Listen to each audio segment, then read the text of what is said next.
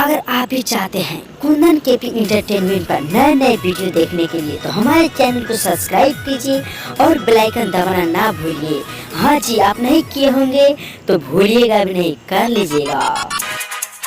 सैया बोलो तो सुता के रोटी थोड़ी तो बेलेला डीजे संतोष थोड़ी तो बेलेला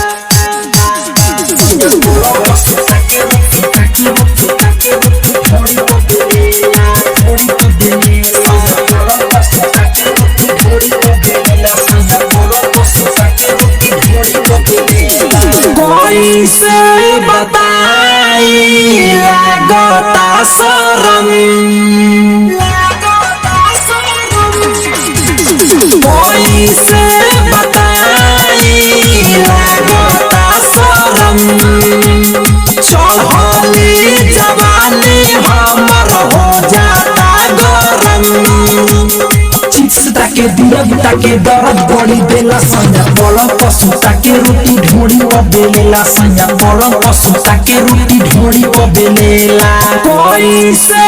बताई लागता शरम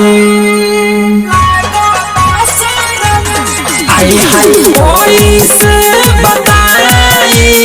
लागता शरम चढ़ली जवानी हमर हो जाता गरम चिप्सता के दिया बुता के दर्द बड़ी देला सैया बोलो पसुता के रोटी ढोड़ी बेलेला सैया बोलो पसुता के रोटी ढोड़ी बेलेला ताना स्टूडियो दिल्ली। सैया बोलो पसुता के रोटी ढोड़ी बेलेला रिकॉर्डिंग पर तराना म्यूजिक। थोड़ी तो बेलेला बोलो